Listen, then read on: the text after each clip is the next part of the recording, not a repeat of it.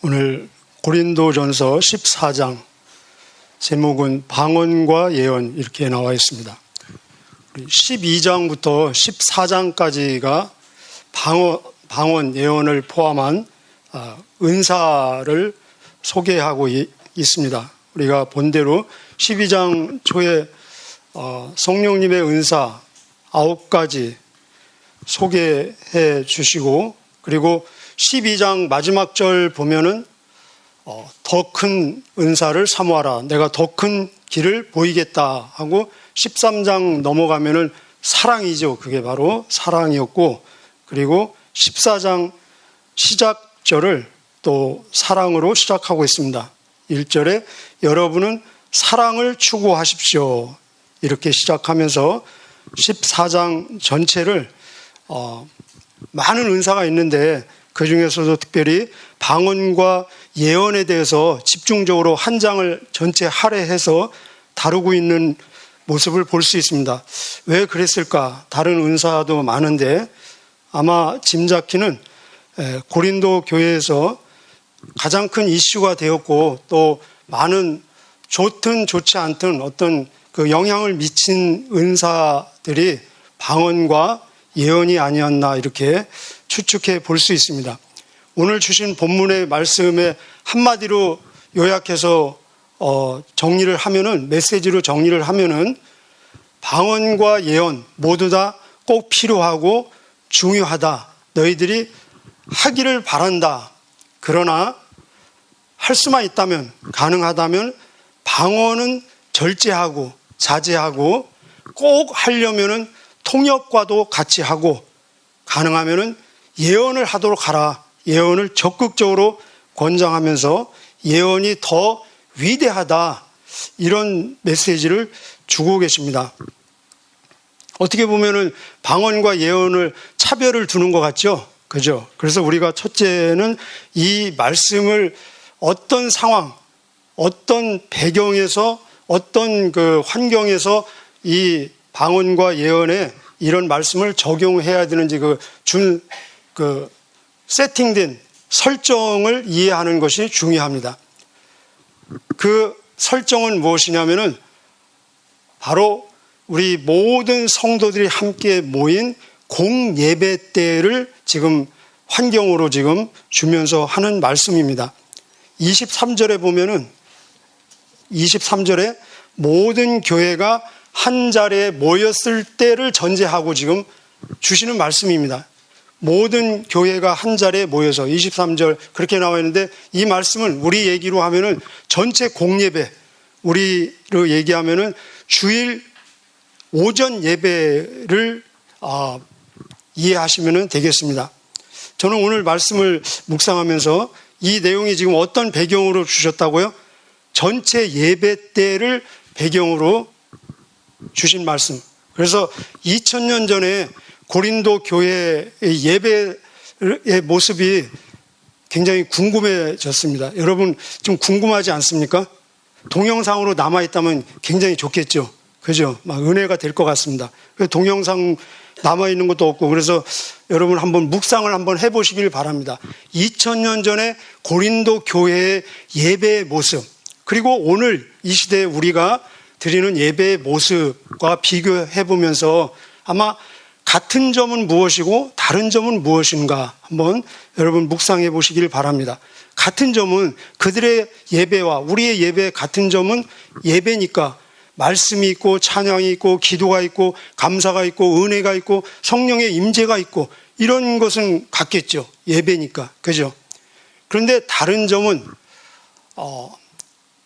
우리의 예배는, 우리는 지금 성경책도 있습니다. 신약 다 완성된 성경책도 있고 찬송가도 있고, 그리고 다 미리 찬양인도, 기도, 대표기도, 그리고 설교자 미리 결정되지 않습니까? 미리 결정되고 아주 잘 준비를 하죠. 저도 이렇게 원고로 준비했습니다. 그죠? 그리고 찬양 인도자는 막 연습도 하고 그러죠. 그런데 이 고린도 교회는 지금 개척한 지 5년도 채 되지 않았습니다. 성경책도 없습니다. 신약 성경 없습니다. 찬송가도 우리가 가지고 있는 그런 찬송가 없겠죠. 쉽게 말해서 그들의 예배의 모습은 어떤 이 모양이 정형화되지가 덜 돼 있다는 것입니다. 우리 예배에 비해서. 그러면 그들의 예배에서 장점은 더 막 성령의 강력한 역사와 막 카리스마가 나타날 수도 있고, 또 잘못하면은 굉장히 좀 무질서하거나 또 이렇게 혼돈에 빠질 수도 있습니다. 잘못되면은. 그래서 우리 11장에서 보면은 성찬식 했다가 막 죽은 사람도 있잖아요. 그죠? 기억나십니까? 그래서 이 바울이 공예배 중에 지금 계속해서 강조하면서 주는 내용은, 포인트는 뭐냐면은 질서를 지금 강조하고 있는 것입니다. 전체 모임에서 질서, 조화, 분별, 그리고 어떤 한 사람, 어떤 소수가 아니라 전체 공동체의 연합과 덕을 세우는 것을 지금 강조하고 있는 것입니다. 거기에 강조점을 두고 말씀을 나누고 있는 것입니다. 그래서 계속 내려가다 보면은 33절에서 하나님은 무질서의 하나님이 아니라 질서, 평화의 하나님이시고, 40절 끝에 가면은 그래서 여러분은 모든 일을 균형 있게, 적당하게, 적당은 부정적인 의미가 아니에요. 좋은 의미입니다. 적당하게 행하시고 질서 있게 하십시오. 이렇게 지금 질서를 강조하고 있는 것입니다. 그래서 이 공예배를 배경으로 해서 방언을 절제하고 예언을 하도록 지금 권장하는 것입니다. 그러면은 공예배 함께 모인 자리에서 방언을 절제해야 될 이유를 지금 바울은 무슨 내용을 얘기하나, 세 가지가 나오는데, 방언은 대상이 하나님이라는 것입니다. 그래서 개인 기도에서 얼마든지 할 수 있지만, 개인 시간에서는 얼마든지 할 수 있지만, 함께 있을 때는 대상이 하나님이기 때문에 하나님과 대독할 때 하도록 하라를 지금 권면하고 있습니다. 방언은 대상이 하나님입니다. 두 번째 이유는 방언은 자기의 유익을 위한 것입니다. 자기의 덕을 세우기 위한 것입니다. 물론 우리가 방언 기도를 통해서 신령한 하나님과의 깊은 교제 경지를 체험해서 더 자기가 영적으로 강화되어서 성령으로 더 충만해서 그 힘을 받아가지고 더 사역을 강력하게 감당해서 다른 사람들에게 유익을 줄 수 있습니다. 그러나 방언 그 자체는 자기를 위한 것이라는 것입니다. 세 번째 이유가 더 중요합니다. 그래서 이 세 번째 이유를 지금 계속, 내용은 길지만 세 번째 이유를 계속해서 지금 반복하고 있습니다. 세 번째 이유가 뭐냐? 다른 사람이 못 알아듣는다는 것입니다. 그래서 다른 사람들이 못 알아듣는다는 내용이 2절, 6절, 9절, 11절, 16절, 17절, 23절. 그래서 막 예도 들지 않습니까? 악기를 아무리 연주를 잘해도 내가 못 알아들으면은 나에게는 그냥 소리일 뿐이고, 나팔을 불어도 그 의미가 지금 막 기상하라는 것인지 아니면 전쟁에 나가라는 것인지 그 사인을 이해하지 못하면은 그냥 소리일 뿐이다. 지금 계속 지금 그 예를 지금 제시하고 있는 것입니다. 그 중에 대표적인 것이 2절. 우리 2절 한번 보실까요? 시작. 방언을 말하는 사람은 사람에게 말하는 것이 아니라 하나님께 말하기 때문에 그가 하는 말을 알아들을 수 있는 사람이 없습니다. 방언이 얼마나 좋습니까? 하나님과 깊은 경지, 체험을 하고 영적인 신비의 세계를 체험하고, 그런데 다른 사람이 못 알아듣기 때문에 서로 피차간에 이방인이 되고 애국인이 된다는 것입니다. 우리 공동체에서 서로 막 이질감을 느끼면 되겠습니까? 의사 전달이, 커뮤니케이션이 안 돼가지고 그 좋은 내용을 가지고 이질감을 느낀다면 안타까운 일이죠. 그래서 이 좋은 것을 못 알아듣는 사람들 앞에서 하지 않도록 하고, 꼭 하려면 통역까지 세워서 하도록 하라. 그리고 그렇다면 이제 예언을 적극적으로 권장하고 있습니다. 그러면 예언을 적극적으로 권장하는 이유는 그 반대겠죠. 그죠? 그래서 예언을 적극적으로 권장하는 이유는, 첫째, 예언은 사람 대상이다. 우리 지금 공동체, 아까 말씀드렸죠. 그 환경, 설정이 뭡니까? 공동의 예배입니다. 그래서 예언은 사람 대상이다. 사람을 대상으로 사람에게 하는 것이다. 두 번째, 예언을 적극 권장하는 이유는 예언의 목적은 다른 사람의 유익을 위해서. 그래서 여기 덕이라는 단어가 많이 나옵니다. 덕. 우리 이 덕이라는 단어는 이 동양 그런 어떤 윤리적인 개념으로 우리가 이해하는데, 사실은 이 덕이라는 원래 이 단어는 건축 용어였어요. 건축, 세우다. 그래서 건축의 기초를 세우고 그 건물을 잘 지어가는 것인데, 우리 3장 11절에 보면은 이 건물 기초는 예수 그리스도다라고 나오고 있습니다. 그래서 이 덕은 결국은 교회를 세우는 것이고, 교회는 예수 그리스도의 몸이기 때문에 예수님을 세우는 것입니다. 그리고 세 번째 이유는 예언은 언어로 하기 때문에, 우리 한국 사람은 한국어로 하고 뭐 중국 사람은 중국어로 하기 때문에 공동체가 다 알아들을 수 있는 것이다. 그렇게 이야기하고 있습니다. 자, 그렇다면 우리 더 예언을 사모하시기를 바랍니다. 네, 부담되세요? 자, 그런데 이제 우리가 이 본문에서 말하는 예언의 의미, 예언을 성경적으로 잘 정의를 내릴 필요가 있습니다. 우리가 예언하면은, 구약 생각하면은 막 어마어마하지 않습니까? 하나님께서 직접 말씀 받아가지고, 우리 예언자들, 선지자들, 그런 의미도 물론 들어가 있습니다. 그리고 세상에서 예언하면은 앞일을 미리 예측해가지고 어떤 일이 있을 것이다. 그런 우리가 예언 의미로도, 미리 예자로 의미로도 이해할 수 있습니다. 그런데 여기에서 말하는 예언은, 예언의 의미는 3절이 이 본문에서 말하는 예언의 개념을 정의를 내려주고 있습니다. 예언은 무엇이냐? 3절 시작. 이와는 달리 예언하는 사람은 사람에게 말합니다. 그는 사람들에게 덕을 세우며 용기를 복돋우고 위로를 주는 말을 합니다. 여기 덕, 용기, 위로 이렇게 표시를 해두면 좋겠습니다. 하나님의 감동을 받고 하나님의 뜻과 합당하며 하나님의 말씀에 근거해서 덕을 세우고 용기를 주고 위로를 주는 말이 예언이라는 것입니다.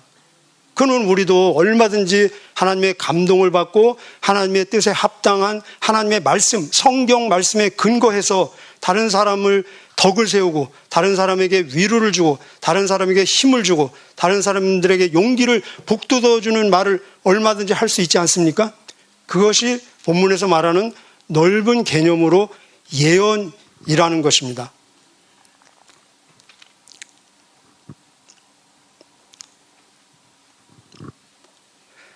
우리가 이 공예배 설교 중에는 목사님의 설교 말씀이 예언이죠. 그죠?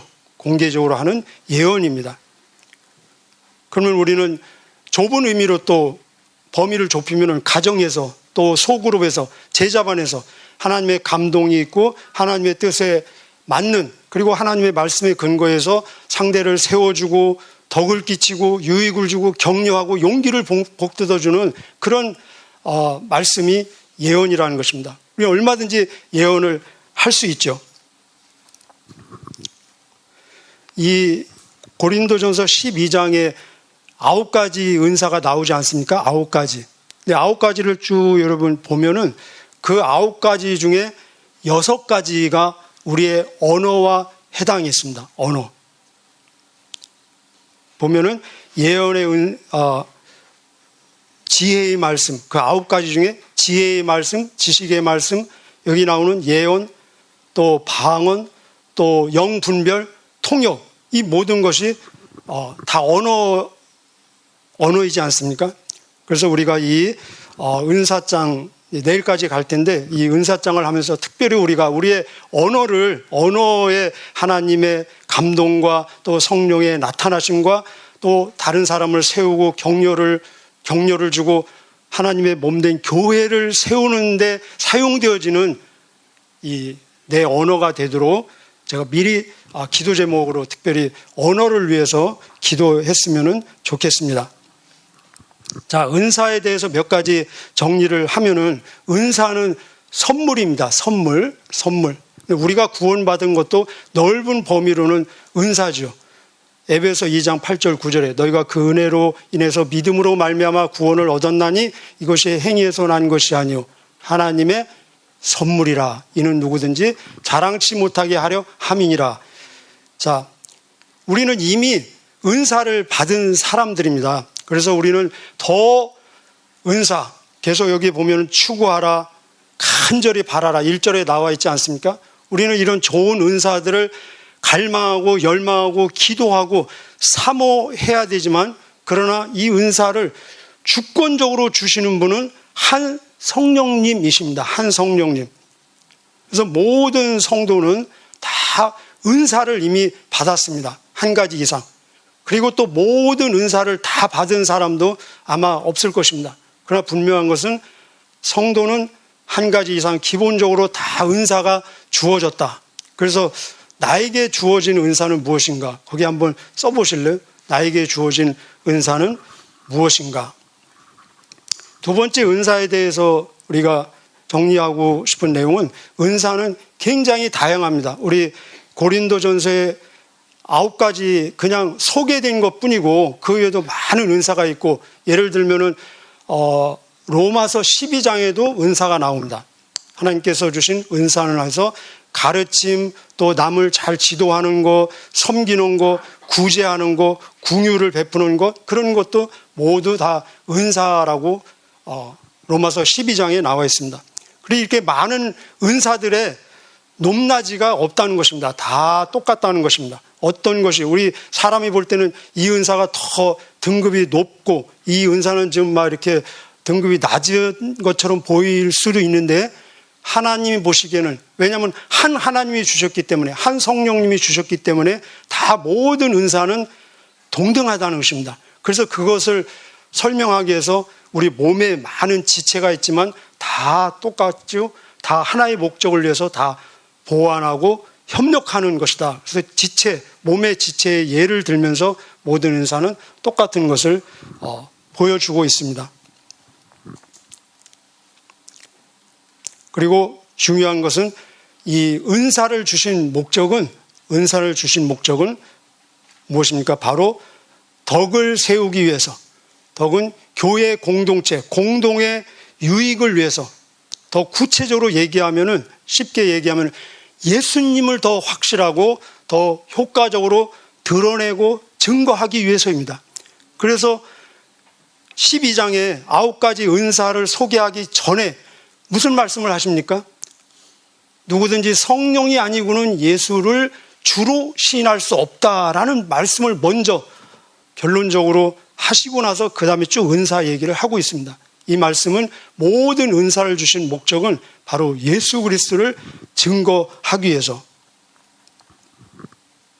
제가 아까 모든 은사는 등급이 있다고 그랬습니까? 없다고 그랬습니까?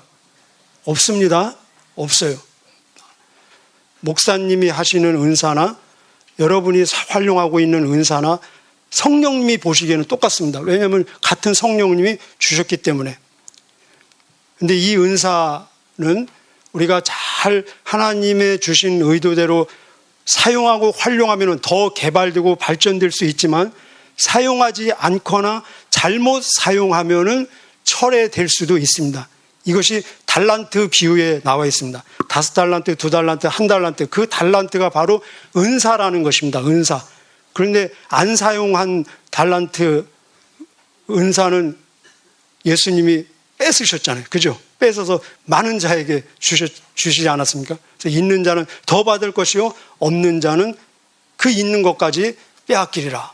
자, 모든 은사에 주신 목적은 예수님 증거라고 제가 말씀드렸습니다. 여러분도 성령님의 역사하심으로 동의가 되시기를 축복합니다. 자, 마지막으로 그 증거로서 결론적으로 하나 보겠습니다. 자, 24절, 25절, 끝에 2절 같이 읽도록 하겠습니다. 지금 이 본문에서 적극 권장하는 은사가 무슨 은사였습니까? 예언이었습니다. 예언. 그래서 그러나 모든 사람이 예언하고 예언의 효과, 예언을 하면은 특별히 불신자들에게 어떤 결과, 효과가 발생하는지 한번 여러분 정리를 하면서 보시길 바랍니다. 예언의 효과예요. 불신자에게 미치는 예언의 효과입니다. 자, 24절, 25절 같이 읽겠습니다. 시작. 그러나 모든 사람이 예언하고 있는데 믿지 않는 사람이나 깨달음이 적은 사람이 들어오면 그들은 모든 사람들에 의해 자기가 죄인이라는 책망을 받고 모든 사람들에게 심판을 받아 그 사람 속에 감춰진 것들이 백일하에 드러날 것이며 그 사람은 무릎을 꿇고 하나님을 경배하며 참으로 하나님께서 여러분 가운데 계십니다 라고 외칠 것입니다. 지금 예언의 불신자에게 미치는 효과가 무엇이었습니까? 불신자에게 믿지 않는 사람이 들어왔다고 그랬잖아요. 그죠? 그래서 이 예언을 통해서 불신자에게 일어난 사건은 첫째, 불신자가 자기가 죄인임을 깨닫고 있습니다. 그죠? 죄인임을 깨닫고, 두 번째는 자기 상태가 지금 어떤 상태인지를 알고 있지 않습니까? 그리고 결과적으로 25절에 보면은 무릎을 꿇고 하나님을 경배하는 자리에까지 오게 됐습니다. 우리 얘기로 하면 뭡니까? 회개하고 자기가 죄인임을 자백하고 회개하고 예수님을 구주로 영접하는 것입니다. 그리고 끝에 보면 참으로 하나님께서 여러분 가운데, 이건 여러분 가운데는 어디를 얘기합니까? 교회를 얘기하는 것입니다. 그 전에 올라가면은 교회를 막 오해해서 미쳤다라고 얘기하고 있거든요. 오해하면은. 지금도 그렇지 않습니까? 교회를 오해하는 사람이 얼마나 많습니까? 그런데 교회가 무엇인지를 제대로 이해하고 교회 일원이 됐다는 것입니다. 우리 얘기로 하면 교인, 성도가 됐다는 것입니다. 여기 결론을 말씀드리면 이 예언을 통해서 믿지 않는 자가 자기가 죄인이고 자기가 누구인지 무엇이 필요한지를 깨닫고 예수님을 구주로 영접하고 하나님을 예배하는 예배자가 되고 그리고 교회의 성도가 됐습니다. 이거는 지금 뭐 할 때 일어나는 사건이죠? 전도할 때 일어나는 사건 아닙니까? 그죠? 그래서 결국 세상 공동체에서 우리가 하는 전도가 예언이라는 것입니다. 전도가 예언. 여러분 그렇지 않습니까? 전도 메시지. 전도 메시지가 무엇입니까? 당신이 예수님을 믿으면은 모든 죄사함을 받고 지금 하나님의 자녀가 되고 영생을 얻고 죽어도 다시 살고 천국에서 영원히 살 것입니다. 이것만큼 강력하고 분명하고 영원까지 연결되는 예언이 어디 있겠습니까? 안 그렇습니까? 그러죠. 그래서 세상 공동체에서 하나님께서 정말 원하시는 가장 강력하고 그리고 영원까지 연결되어지는 예언 중의 예언은 복음 전도라는 것입니다. 이 예언이 너무너무 강력하기 때문에 다 정확한 예언이지 않습니까? 그러나 너무너무 강력하기 때문에 막 반항도 있고 저항도, 거센 저항도 있지 않습니까? 그래서 이 강력한 예언을 할 때 우리는 더 하늘의 지혜가 필요하고 성령의 나타나심, 성령의 역사하심, 성령의 깨닫게 하시는 성령의 역사가 반드시 있어야 되고 그리고 반드시 사랑으로 이 예언이 증거되어야 된다는 것입니다. 오늘도 우리가 이 세상에서 하나님이 주신 언어를 하나님의 뜻대로 잘 활용해서 많은 사람들을 세워주고 살리고 세상 공동체 예언가로 승리하는 저와 여러분 되시기를 주님의 이름으로 축복합니다. 기도하시겠습니다.